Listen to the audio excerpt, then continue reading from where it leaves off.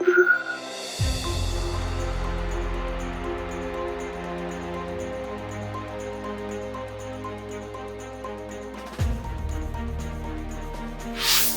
afternoon to everybody. My name is Armando Barucco. I am the director of the Policy Planning Unit at the Ministry of Foreign Affairs and International Cooperation in Italy. And I'm very happy to be with you this afternoon and to share this conversation with Professor Kepel and Dr. Berti, which is organized in the framework of the 6th edition of Rome Med Dialogues.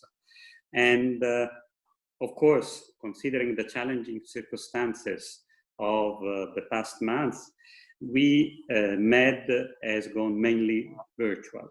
We have organized 18 events till now, and 13 more will happen until the 25th of November, because this year MED Dialogues will take place in an hybrid form from the 25th of November until the 4th of December. I don't want to take too much of your time because I think all of us are eager to listen to Professor Kepel and Dr. Berti, but I just want to give some notes of introduction on them, which is actually very easy for all of us because they are both well known. And Dr. Berti, Dr. Benedetta Berti is actually my colleague at NATO. She's the director of the Policy Planning Unit and is a foreign policy and security researcher, analyst, consultant, author, and lecturer. She is also an Eisenhower Global Fellow and TED Senior Fellow. And she has held position in several institutions, among them West Point. And of course, Professor Kepel is a well-known political scientist and Arabist, and he is the author of numerous books. He is a professor at the Institute of Political Studies in Paris, Sciences Po, and is the author of several books. Among them, the last one has really to do with the subject then, and is Away from Chaos, the Middle East and the Challenge to the West. But before leaving the floor to our speakers, I just want to sketch a little bit about the subject at hand of this conversation. And I will just focus on 3 subjects very briefly. The first subject is about the security and geopolitics of the region that we call the enlarged Mediterranean, and all the different fixture that we have to the region: political, religion, economic, social, generational, and in which just lately we have 2 more issues, 2 more events and a series of events that have happened in the past months. Of course, the Abraham Accord, and of course the security and energy situation in the Central and Eastern Mediterranean. My second point, much shorter, has to do with the Arab Spring and the events in 2018 and 2019, and in the Arab Spring and the main organizational paradigm, which was, of course, the role of political Islam, the role political Islam played, and the difference with what happened in 2018 and 2019. And finally, of course, you know, the main challenge that we are all facing now, that is actually COVID, and especially social and economic impact, which is actually bringing all of us to focus on one issue and on a wider concept of security, in which the human security dimension is very important. And I will actually start just from that with my first question, which is addressed to Professor Kepel. And I would ask Professor Kepel, from your point of view, what is the combining impact of the health and economic crisis on political stability in the MENA region? Professor Kepel, the floor is yours. Thank you. Thank you very much. It's a great pleasure to be with you. I'm very impressed to be in between 2 heads of policy planning. Actually, you know, COVID-19 has unsettled the whole Middle East region, as it has unsettled the world. in rather paradoxal terms. For instance, as we are speaking, Israel is under a very severe lockdown, which was unexpected because it had fared rather well during the first wave of the virus. Iran has been severely hit and still is. And other countries in the region, even though they do not have a huge amount of dead, nevertheless are also have seen lockdowns, have seen travel interrupted, trade down, etc. So as is the case for us in Europe, it's going to have a significant not only health but also economic consequences. Add to that there are no infrastructures, as is the case in Europe, no insurance, no social insurance, or it's very slim. So it will be felt in the middle term and long term much more deeply. Also, there is a specific dimension to the year 2020 in the Middle East.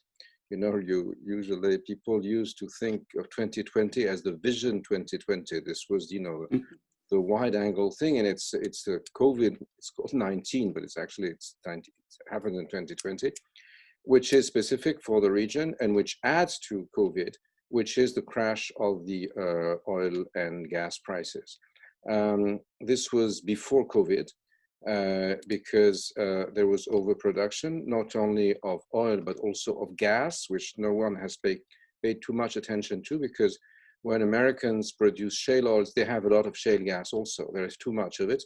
And they started to dump it, which led to a severe problem for Russia, for Qatar, even though those prices are set much in advance. Nevertheless, in terms of futures, it was very complicated. And then in OPEC Plus in Vienna on March 6th, the Russian minister decided that they would boost production. The Saudis had to follow suit. And they did not expect that COVID would explode at such a pace. And then you had a giant super production of hydrocarbons that led to this unforeseen thing that the barrel was traded minus $30-something sometime in April, if I remember well, or May. This is something, this combination has unsettled the whole region. And this unsettlement has led a number of actors, as whenever there is a crisis, you know, when there is a real estate crisis, you have a number of developers who try to benefit, to buy low and sell high. You have new international actors or regional actors who tried to benefit from this huge resettling. The first among them, and this is of course a very big issue for NATO because it's a NATO member, is Turkey. And Turkey developed a very active, some say aggressive policy. Only those days it has just been sending its Syrian mercenaries to Karabakh to fight against Armenia on the side of Azerbaijan. They have also been sent in the beginning of 2020 to the western part of Libya in Tripoli to back the lame duck Sarraj government against the Haftar group, where other Syrian mercenaries taken there by Russia fought also, mercenaries who were with Bashar al-Assad, whereas the others were with the insurgents. And so this is something extremely important, that you have a number of breakdowns, if you wish, which are happening, or rupture, as we would say in French. And these are, and I'm very glad that we have the head of policy at NATO with us, and with Dr. Benedetta, because this is clearly something which puts NATO into an unheard of crisis. There's another major thing that happened, which is due to this whole unsettling, which is what you refer to, Ambassador, as the the Abraham Agreement, which Donald Trump would have rather had it called the Donald Agreement because he thought it would boost his hoped re-election, as far as he's concerned anyway, next month. And which of course is redrawing a number of lines, and we'll go on further because I don't want to talk too much in the conversation to see how we now have new fault lines and new alliances in the region in a context which happened because of the combination of COVID-19 and its side effects and the crash of the oil prices. There's a huge reshuffling of cards. And we as Europeans, and also as NATO members, are facing an enormous challenge that the Med country, or the so-called Club Med countries, the Med 7 countries, tried to tackle at the Ajaccio summit a few days ago.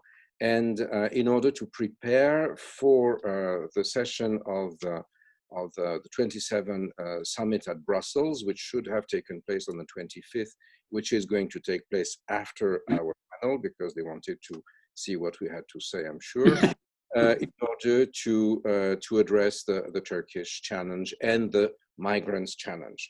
So this is, in a nutshell, what I believe is the huge challenge that we're facing, and I would like to thank ISPI for addressing this issue. It's very timely. I think I haven't seen many people dealing with that later, and I also like to congratulate ISPI and whoever works in it in Italy, because you have created a unique forum for exchange, which no other European country, not to mention the rest, has managed to do so far. So, thank you very much, Professor Kepel. You know, this Med Dialogues was actually the intuition of our Minister of Foreign Affairs, who is now a commissioner, Paolo Gentiloni. And he actually wanted to create a body in which, first of all, you can have a conversation between all the people involved, politicians, experts, etc., but especially with the idea of drafting a positive agenda for the future of the Mediterranean, which 6 years ago, when this all started, was very much in need, but I think is even more in need now with all the subjects that you described. And I just pass the floor to Benedetta. And the idea is actually, you know, we are lucky enough to have two persons who are very complementary, in the sense that we have a practitioner who has also a very solid theoretical background. And then we have a professor who has also a lot of work as a practitioner in terms of advising and influence on decision makers. Benedetta, I think perhaps you will have something to say, but perhaps I don't know during our conversation on the NATO dimension. For now, I want to ask you, really from the point of view of your previous experience and work, about the impact of growing insecurity on civilians in the Mena region. Yes, thank you, Armando. And I just have to start by seconding very much what Professor Kepel said. This is a great opportunity to have a discussion on what I think is both a timely and a really important issue. So thank you for organizing that, to ISPI, and of course to the Med Dialogues for continuing to bring this issue to the foreign policy agenda. And I'm lucky to start to build on the argument that Professor Kepel already made, because he really set the scene very well, I think, in terms of explaining the magnitude of the ruptures, as he said, of the systemic challenges that have been taking place in the region in the past decade, I would say, now compounded and exacerbated, of course, by COVID. So the question, I think, is very relevant. What does that mean in terms of the security or the lack of security of the civilians that live in the region? And of course, it's difficult to talk about one common trend or one common experience, because the MENA region is, as you know, as broad and diverse as it could be. That said, I think my starting point for the reflection would be that for a number of millions, for millions and millions of civilians in the Middle East and North Africa, the past years have being characterized by a situation of pervasive and systemic insecurity. And that is something that, in my opinion, has taken a toll, not just to the present of the region, but will take a profound toll to its future. And it will be a multi-generational effort to address the legacy of conflict that has been the dominant dynamic over the past decade. And of course, most obviously, I'm talking about those communities, those populations that have been exposed directly to the impact of armed conflict.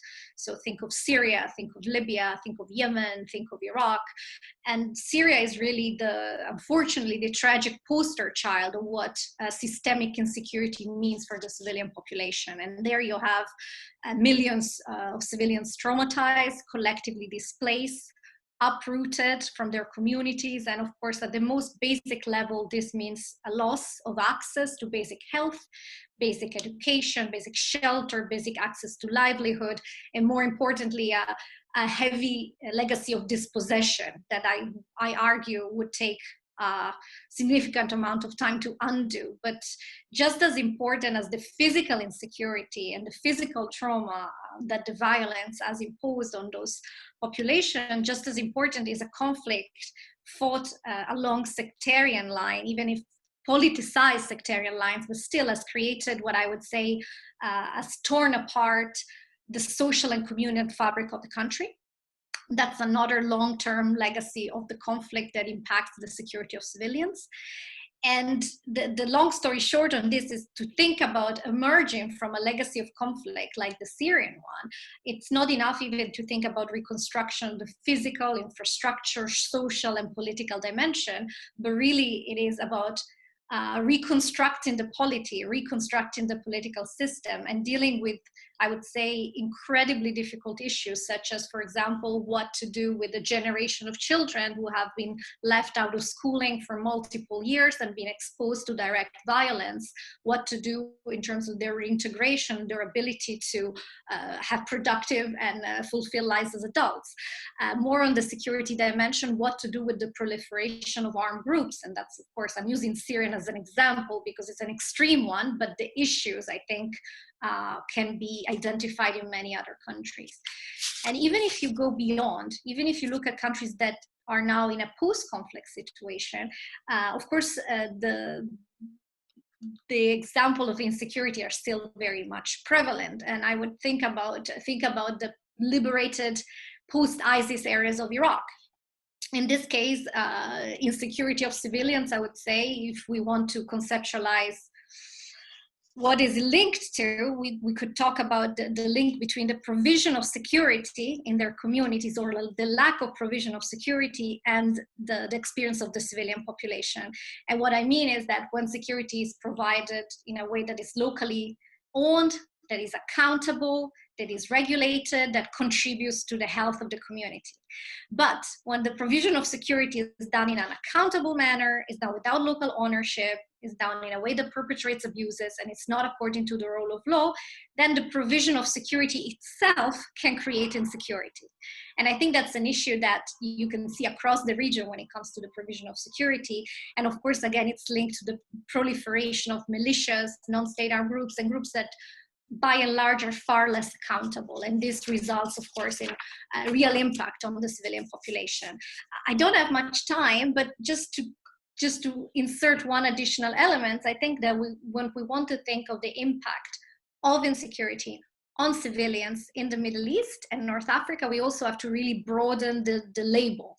What is security? And here I would say, yes, physical security and security of communities, what I just talked about, is very important. And this is the protection of civilians basket of issues.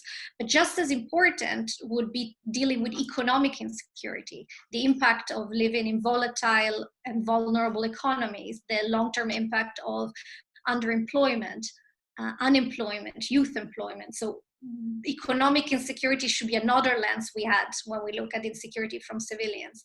And then vulnerabilities, insecurity that is related to the status of the civilian population. So not just women and children, but refugees, internally displaced persons. There's a number of vulnerabilities related to status, that also compounds. Of course, all of this is compounded, intersectional in a way. And then, of course, just to close, we also should add the lens of environmental security, which I think we should never lose track of in this region, because climate change, of course, is having an impact, is only going to have a more dramatic impact, affecting livelihood, pushing competition, impacting on migration, and adding another layer of insecurity for the civilian population. So we really should look at it as a bundle of issues. Well, thank you very much, Benedetta. Actually, you sort of anticipated one further question that I wanted to put to you, but what you said about, the situation, especially of the youth and of the children not attending school, and of all the public administration that fled away from, if we can imagine, the middle class that actually fled away from Syria, and can imagine the state of some basic institution, basic services that a state is actually supposed to provide its own population.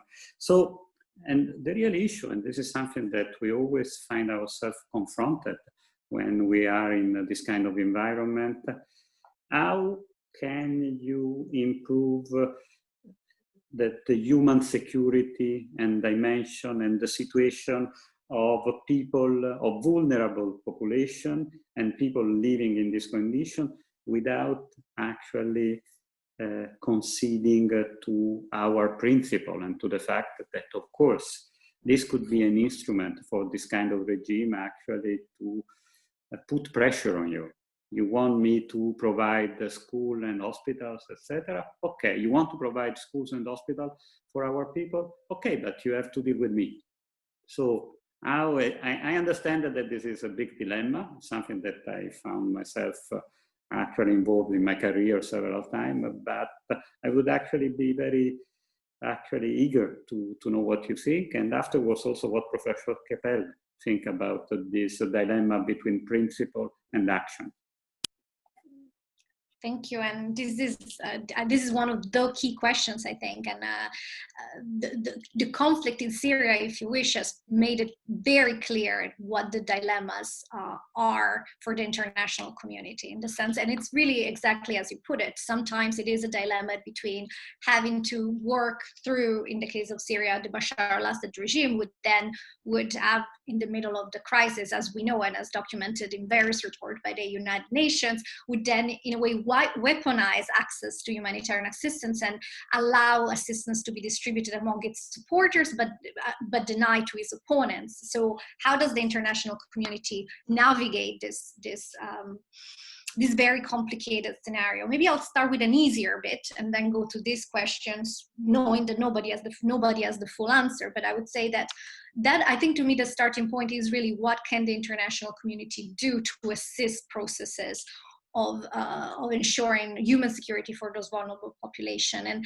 an easier, and I'm using quote unquote case, would be the case of situation like the post-ISIS areas of Iraq, in which, of course, you have still population that is displaced internally, mostly, but not exclusively.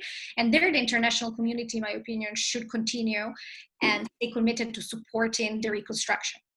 Reconstruction means working on the physical rebuilding of damaged housing, or rebuilding the physical infrastructure, on supporting investment in the health sector, in the education sector, in water and sanitation, which is hugely important. In other words, work to remove the barriers to return, because ultimately the assumption is leaving those informal settlements and those camps would be one step forward towards a situation in which your human security can be better ensured.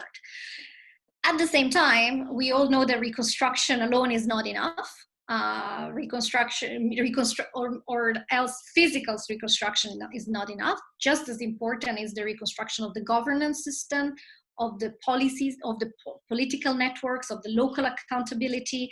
And really the problem that we have is that reconstruction is not a technical endeavor, nor is security assistance. They're all very political. Everything you do in the context of post-conflict or conflict setting is by definition political.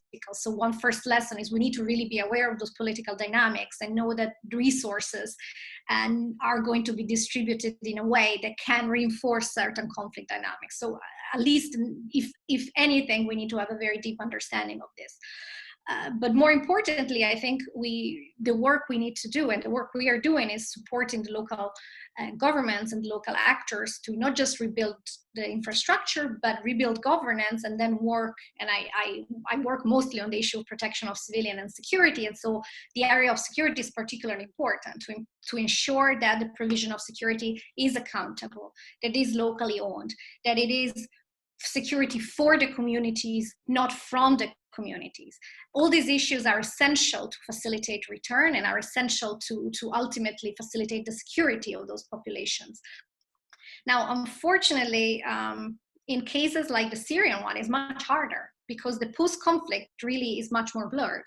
And as you rightly said, how to intervene and support vulnerable populations without unwittingly helping the regime solidify war gains and make displacement permanent, because forced displacement is a tactic that the regime used to consolidate war gains.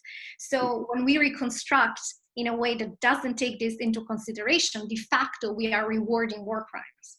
Yeah. And that is why the dilemma is huge, and that is why the approach from the Western community so far has been much more nimble, work with local partners, try to find the areas in which we can make a difference on the ground without supporting the regime as a whole. But there is no easy answer. And the third challenge that I will add in 1 minute is the rest of the region is also there also needs to be some serious thinking about the status and about the assistance to refugees that are outside, that are in the rest of the region and more broadly, because, and this is not just a Middle East issue. So if we look at the data, the average years of the average time it takes to end the civil war is increasing, and the average number of people that become refugees every year is going up. So what we have as the international community is we have less resources and we have to deal with permanent emergencies for which we're not set up for. And that, to me, opens a very important discussion that we need to have about the issue of status and the issue of rights. Because all the interventions are very good and we need to have them, but at the same time, for a population that can be displaced for even decades, one of the most important questions is what type of rights should we be able to ensure so that they are able to have a positive and fulfilled life, and more importantly, so just as importantly, so that don't we unwittingly create a regional second citizenship class of those that are displaced and dispossessed, and they are not there and they're going to be in that situation for the long haul. And to me, that's a very political question. No, thank you very much, Benedetta. And actually, I didn't want to interrupt you, but because it was also, I understand how felt was what you were saying, probably based. And I actually shared the same experience for some work that we did in other parts of Africa, in some parts of Africa. So I fully understand. But now I pass the floor again to Professor Kepel. First of all, if he has something to add to the conversation we were having with Benedetta on this subject, and then I would actually I was very interested actually by your introduction about the concept of the fault lines in the Middle East today. And if you can actually perhaps tell a little more from your point of view on which are the fault lines, because we see a situation which is very magmatic and fluid, in which the interjection between global and regional actors and different sectors and issues are actually creating a very magmatic and fluid situation, changing every day. I leave to you, Professor Kepel. Thank you so much. So I have 3 minutes to deal with all that idea. No. You have 5 at least. Follow up on what Benedetta just mentioned.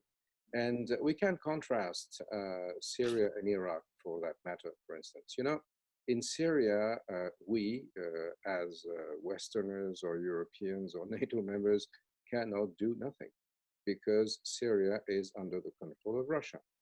And it's partly, it's also under the control of Turkey on the northern side.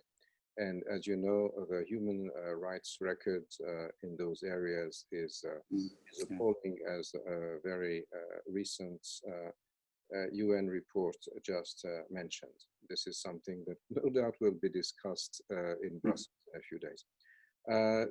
Russia is in charge. And we cannot do anything now, because whatever we do has to go through Russia. But Russia is accountable, and Russia cannot deliver in Syria, because I believe it is trapped in its own contradictions. Russia is the friend of everybody, but is, for instance, they are the friends of Iran. Iran uses Syria mostly as a launching pad for missiles against Israel.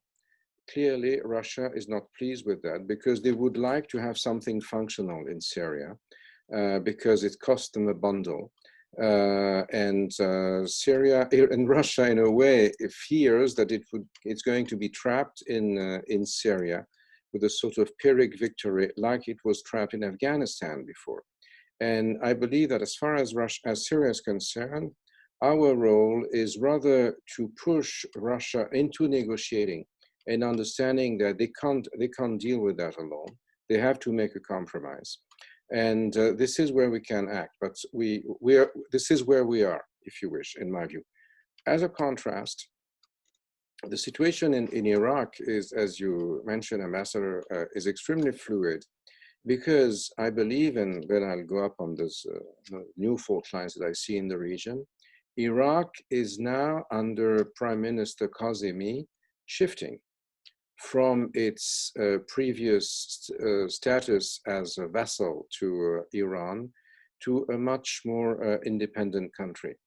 Violence in Iraq was, of course, due to the proliferation of ISIS fighters, but after ISIS was put down by the international coalition and some, of course, Iraqi fighters on the ground, much of the violence was to be attributed to a number of Shia paramilitary militias that were linked to the Islamic Republic of Iran secret services, the Quds Force, and the like. I remember that Qasem Soleimani was killed, was terminated by US drone on Baghdad airport in Iraqi territory on the 2nd or 3rd of January, according you're talking of Baghdad time or Washington time. And so what has happened in the meanwhile is that, because I believe Iran was significantly weakened by the assassination of Soleimani, which we did not expect, they have sort of pulled back from Iraq in a certain measure. Soleimani's successor has been unable to mobilize and to coalesce the different pro-Iranian militias so as to impede the access of Kazemi to power. And we are now seeing a very strong effort backed by Washington for Kazemi to disarm the different militias and to restore security. And because there is such a yearning for peace in Iraq, a country where I was a couple of years ago and where it was extremely visible on the streets, finally, the desire of the civil society, in a way, is exerting a significant pressure, backed by Sistani, backed by the government, and the like. So this is where I believe we can act, because, of course, we're tempted to say, forget about the politics, let's come with the tents, with the food, with everything, which is perfectly fine. But as Benedetta alluded to, this cannot last if there is no political frame for the solution. And those political frames, of course, are the product of confrontation and of the rapport de force, which is established finally. So to go back on the second part of your question for my last 1.5 minutes, I believe that at the end of the Syrian war, civil war, the common wisdom was that the region was divided. It had been divided between the sort of pro-Israel and pro-Palestinian, pro-Arab fault line. Then within the Arab world, we have a Sunni and Shia fault line. We had Iran, which has built a so-called Shiite crescent from someplace, the Hazaras in Afghanistan, to Hezbollah in Beirut, and Hamas, which is a Sunni party, but which was an Iranian proxy to some extent, and through Iraq and Syria, against the Sunni world. But I believe this has changed over, particularly in 2020, the Vision 2020 year, where I would say we have a sort of, I don't know how to say that in English, in French we say Frérot-Shiite alliance, an alliance between Sunni countries who back the Muslim Brotherhood, which are not all Arab. Turkey is the most important, but Qatar is the financier, and they have now more common interests with Iran than they have with other Sunni partners. And on the other hand, the sort of Abraham alliance, which sort of topped the anti-Muslim Brother group in Sunni countries, headed by the duets between Saudi Arabia and the Emirates, Egypt, and then with some access to and Israel now, access to the West. And this is where I believe the fault lines are now happening. And after the Abraham agreements, which I believe is now trying to pull Iraq and Jordan into its fold, the other group, the Frérot-Shiite, the triplice between Qatar, Turkey, and Iran, has played very strongly on Hamas. Ismail Haniyeh was received as a tit-for-tat against the Abraham Agreement. Ismail Haniyeh was received like a head of state in Istanbul, then was sent to Beirut for 3 weeks, just after Macron went there, so that people would forget about Macron and think about Haniyeh only. And they are trying to sort of bring the whole of the Palestinian organization under the Hamas umbrella, you benefiting from the present weakness of Mahmoud Abbas. So you have those two. This is where the fault line goes. And the fault line goes close from us, both the Italian and the French, into Libya, of course, where you have, on the one hand, in Tripolitania, we have an extension of the Frérot-Shiite triplice. And whereas in Benghazi and Cyrenaica, we have, on the other hand, an extension of the policy of the UAE, of Egypt, and the like, and also Russia, which is extremely interesting because in Cyrenaica, we have not only some countries which are strongly pro-American or pro-West as the UAE, but we also have Russia, which then would put the US more or less with the Tripolitania camp. Not to mention the fact that, to say it politely, Libya is not a country where French and Italian interests are perfectly aligned.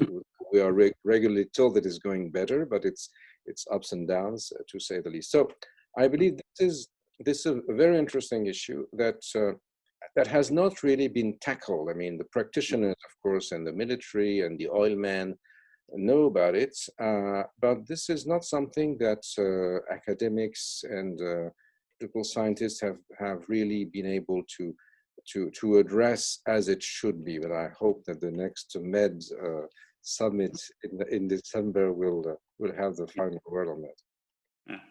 Professor, really, thank you very much. And actually, you have been very good in such a short time to actually focus on the fault lines. If I can just remember our viewers that we will have the last 15 minutes of Q&A, so they can actually send their question for our last 15 minutes. But actually, I take the opportunity just for a very short answer from Professor Kepel, building on what he just said and going to the issue of terrorism. considering the situation that you actually described, but considering also the impact of social and economic difficulties and the importance of the issues of social justice, etc. Can we expect a new radicalization of violence and terror and actually further wave of terrorism in the region and impacting also the West? Well, we just had in Paris yes. a new terrorist attack on the occasion of the trial of the Charlie Hebdo magazine assassins, with a young guy from Pakistani descent, who, as far as we know, was not organized, who did not belong to any network such as Al-Qaeda or Daesh or ISIS or whatever, but who was loosely ideologically affiliated with those groups, but who was on his cell phone all the time. And when he saw huge demonstrations in Pakistan saying that cartoonists of Charlie Hebdo should be decapitated with people handing huge knives, so he bought a butcher's knife and went to kill two people who he thought might have been journalists of Charlie Hebdo. He had the wrong address and everything. And this is a tendency that I believe we have seen over the last year and so, after Daesh or ISIS was terminated in its stronghold in the so-called Caliphate territory between Syria, eastern Syria and western Iraq. As a quasi-state that was able to export terror in Europe, in France, of course, in Germany, in Italy, in Belgium and other countries, also in Britain, it was terminated. And now we have what I would call a 4G, if you want, fourth generation terrorism, which is more ductile and which is less organized, which is more difficult to permeate or to penetrate by security services, which is far more linked to the internet, and to some extent for which the conceptual model could be the epidemic or the pandemic. It follows just like COVID-19. It's something that, that spreads through systems that we cannot understand. And it functions in clusters in a way, And this is also a major challenge that I'm sure the Med Summit will deal with definitely in December. But I believe this is something complicated. It is added on the ground by, of course, local powers. And I guess that now one of the big issues is what is going to happen in Libya. Let's hope it will not lead to war between France and Italy. I don't think so. I can assure you about that. Okay. Oh, this would be. And because we have now, a significant amount of violence there. This is going to be, but policy is going to be important, depending on the kind of pressure that the EU, if it manages to unite, and in particular, if the Latin sisters stop bickering over stupid issues, I think that if we can reduce the capacity of violence by the Syrian mercenaries used by Erdogan on the Western Front, find a common denominator to restart the oil production. This is a major issue in our summer summit in Lugano at Università della Svizzera Italiana. We had Mustafa Sanallah, who's the head of a national oil company in Libya, the NOC. And definitely the issue, if oil flows again, and this is an issue of political compromise out of Libya. Libyan oil is costs $2 per barrel, so it's perfectly profitable, even at the low prices of the market today. This is a good start to reduce violence, because as Dottoressa Benedetta mentioned, when you have no resources, when you have no access to schooling, which is the case in Libya now for kids, they go out in the streets, they take arms, when you have no electricity and the like. So this is the sure recipe for disaster. And then you make money into smuggling migrants into Lampedusa and the like. So this, I believe, is one of the major issues. There's this 4G terrorism in general, and there's, in my way, a big challenge for us, Italian, French, and Europeans, is the Libyan boundary. Thank you very much, Professor Kepel. And I won't comment on the Italian and French thing, but I think that we establish a good practice of listening to each other and to speak much more than perhaps we did in the past. It's actually important to understand the objectives and the priorities for all of us, considering that the main priorities should always be, the stability, the stabilization of the country. And what you said about the resumption of the oil production is actually one common priority, I would say, for us, for Paris, and of course for the whole of Europe, and especially in the interest of the Libyan people. I just go back to Benedetta with one last question, which has much to do actually with her work now, but also with the work in which she is also actually taking part to the work of the group of reflection on the future of NATO. And that's to do actually on how can NATO project stability on its southern neighborhood. And this is very much to do with what the discussion we just had with Professor Kepel about the fault lines and the role of Turkey, of course, a member of NATO. Benedetta, it's up to you. Okay, great, thank you. So I would start by the point what NATO does to project stability, and then I very much agree with you, Armando, that we are right now in the midst of an internal forward-looking process. We are looking at the future of the alliance. The Secretary General is leading this NATO 2030 process, looking at how we make NATO remain strong politically, become stronger politically, remain strong militarily, and take a more global outlook. And as part of that, of course, the issue of projecting stability and working with our partners in NATO's southern neighborhood is very important. The starting point is one that I think I don't need to tell you about, but is of course that we very much understand, and allies of NATO have understood a long time ago, that the security of the Euro-Atlantic area is connected deeply to and interlinked to that of our partners across the Mediterranean.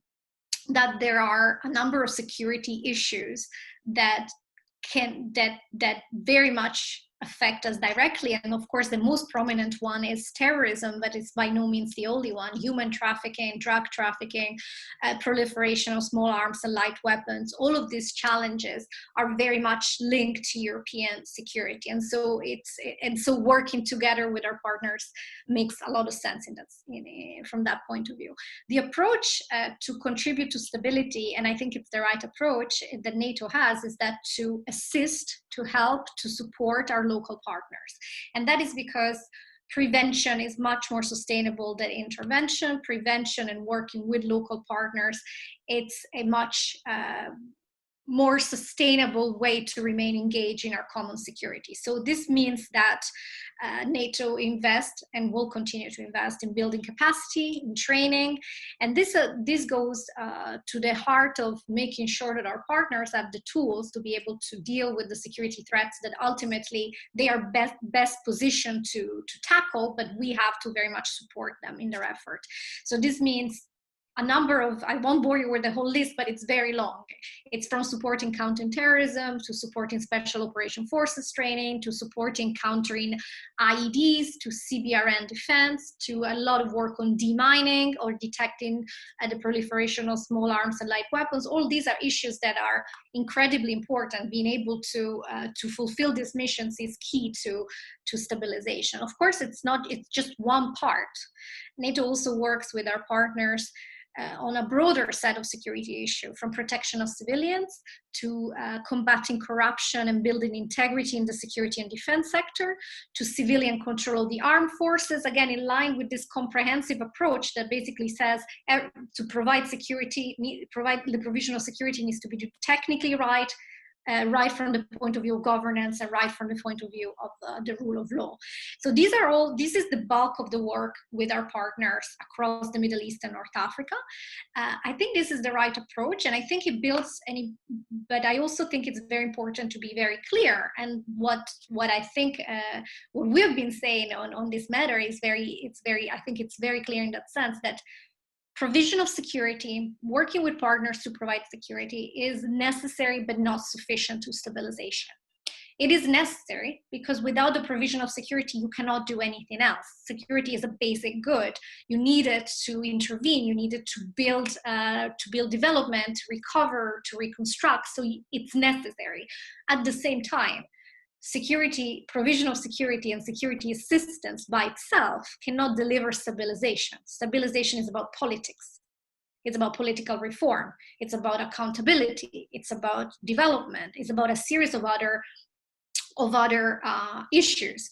So the way we work on this is we bring our added value, our experience, our tools, which are in these areas, and then the way this needs to work is with the rest of the international community, with everybody plugging in and supporting so that the security gains can be made sustainable by building what is an integrated approach to stabilization. So the thinking about 2030 is very much along those lines. How can we do what we do best? Work more with our partners, support other international organizations, working on training, on peacekeeping, again, to provide the necessary but not sufficient element of stabilization. I think if we do that right, we are an essential, and I believe we do, I think we are an essential piece of the puzzle. But the rest of the international community also needs to do its part. Thank you very much, Benedetta, and thanks to both of you for, I would say, a very interesting conversation. I wouldn't say the word terrific, which actually doesn't belong to my vocabulary, but is actually very used in this kind of event. We have a lot of questions actually coming from the public, and I would actually drop the first bomb, which is obvious. And I am reading: how would a Biden presidency, or conversely, the re-election of President Trump, impact the Middle East geopolitical landscape and the way the West look at the region problem? And of course, this is addressed to both of you, but I will start perhaps with Professor Kepel, because I don't know if you noticed, but in the conversation we had, the US was not there. We talk about Russia, Turkey, and all the situation and all the actors, but then the US was not there. So how do you think would be the impact of the next, of the coming elections in the US? Well, as you know, Armando, the US has been leading from behind since before President Trump. And there is more continuity between Trump and Obama in the Middle East than is mentioned. The difference is that Obama wanted to engage Iran and to engage the Muslim Brotherhood. And this is why we had the JCPOA treaty. Trump tore down the JCPOA treaty, pulled out, and has been putting a tremendous amount of pressure on Iran, economic, mainly political, military, and the like. I guess that the main issue and the difference between the Biden and the Trump 2 presidency would be what they would do with Iran and with the JCPOA.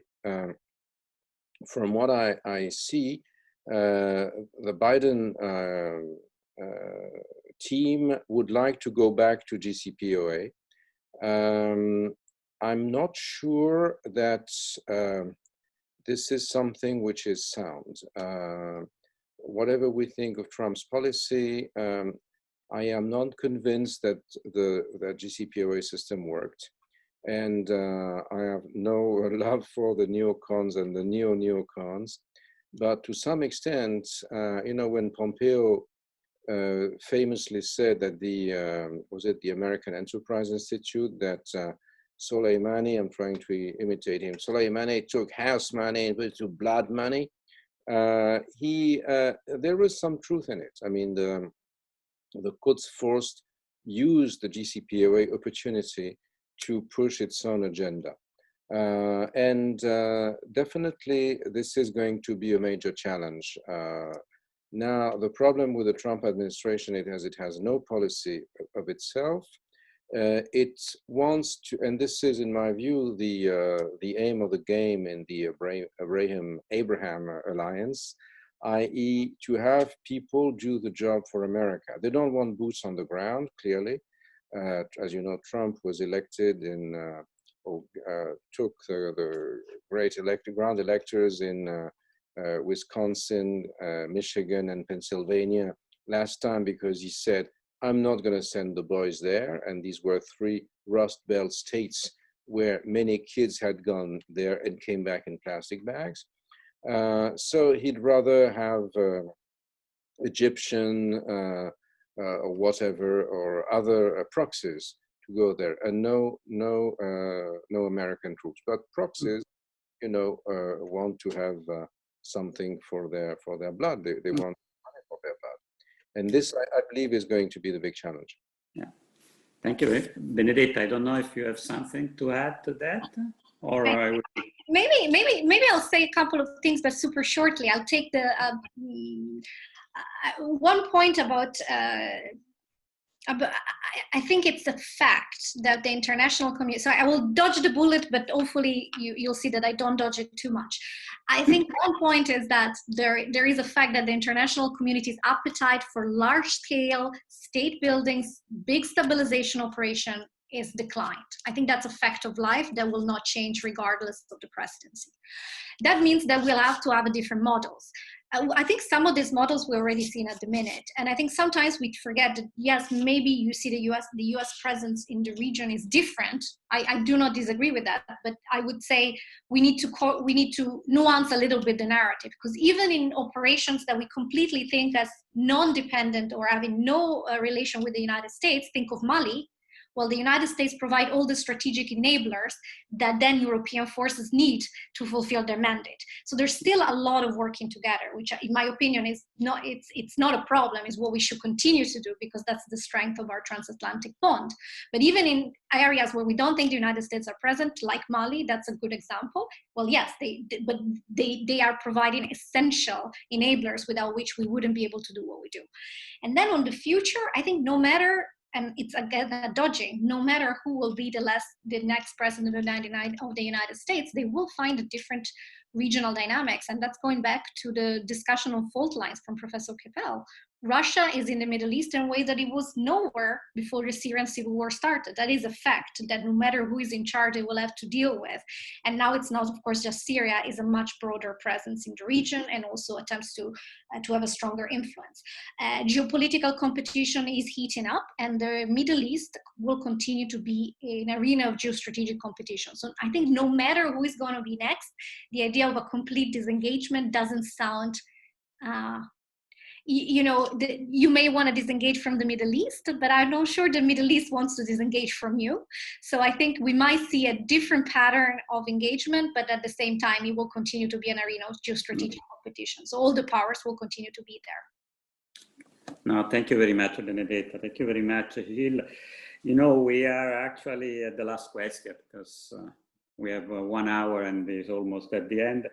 We received a lot of questions, but I will try to sum up 2 or 3 of them just to give some satisfaction to the people that actually sent us the questions. And that's to do really very much with the dynamics between the elites and the people in some specific states in the region.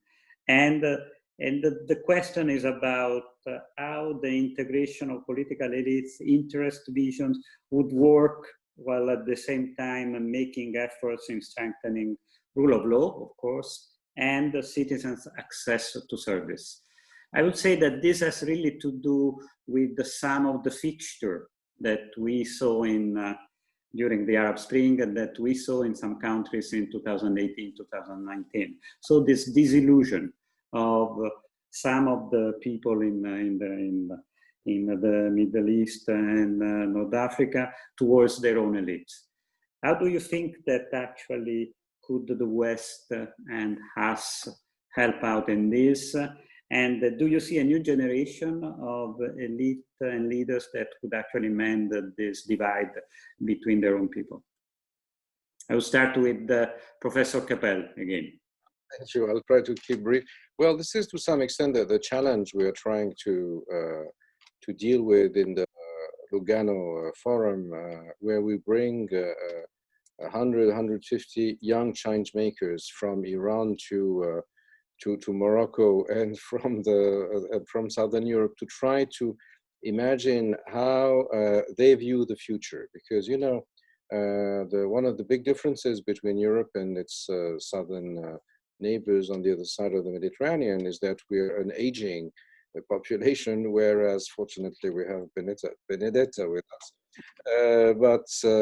who's making the age group go down.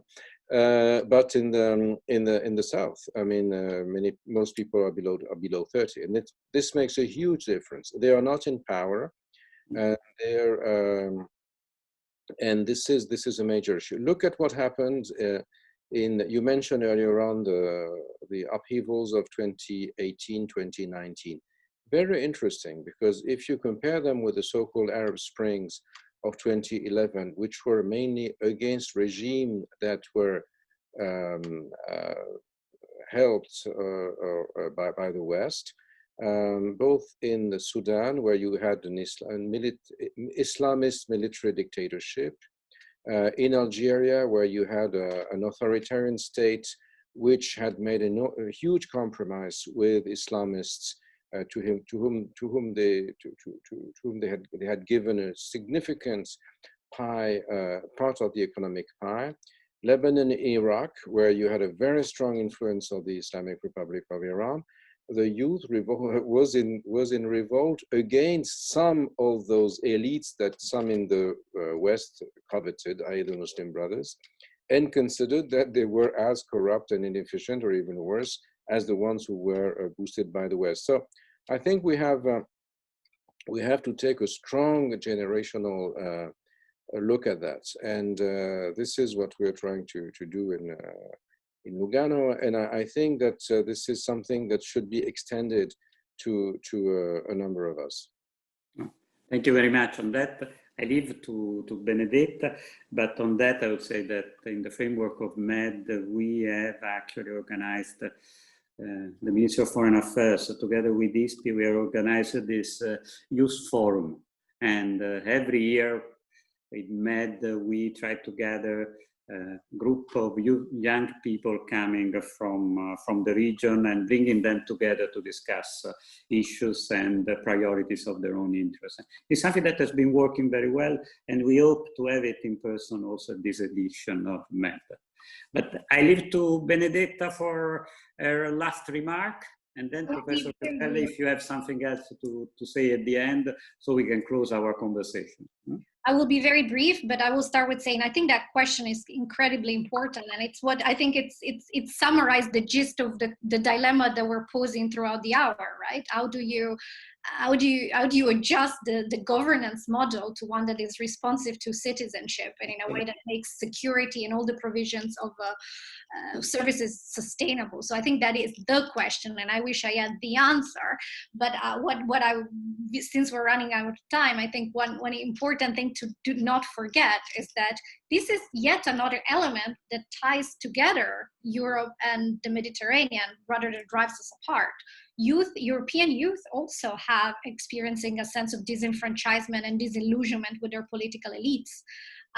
We have had, as expressed itself in a variety of ways. And sometimes I'm just saying that because we should definitely resist the temptation to see some of these movements as exceptional. And I see a lot of the active citizenship. I spent a lot of time before in Lebanon, a lot of the active civil society citizenship discourse and interest in generally making society better.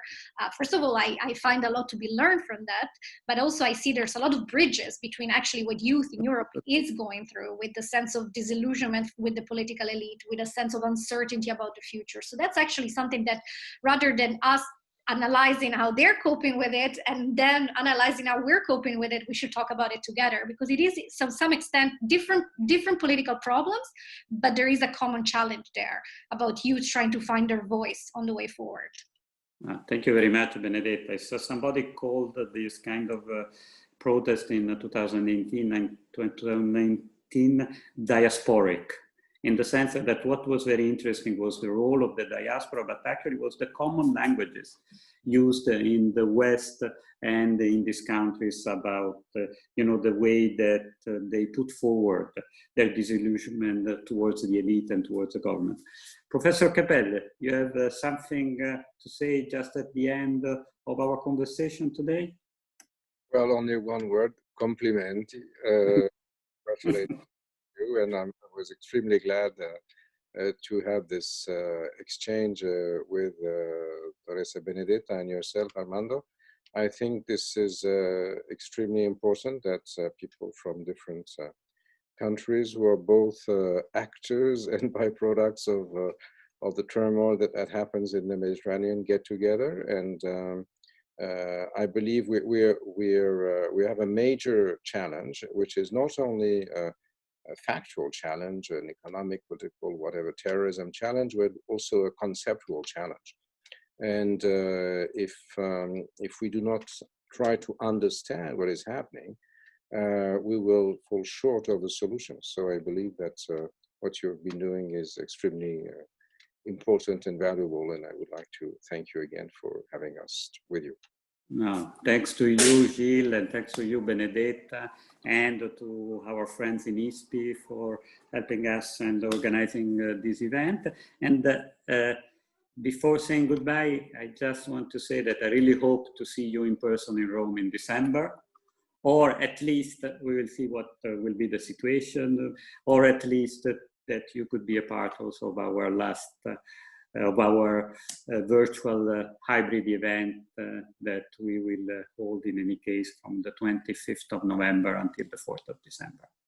Okay, so thanks to everybody, and thanks of course to all the people who listen very patiently to us. Thank you.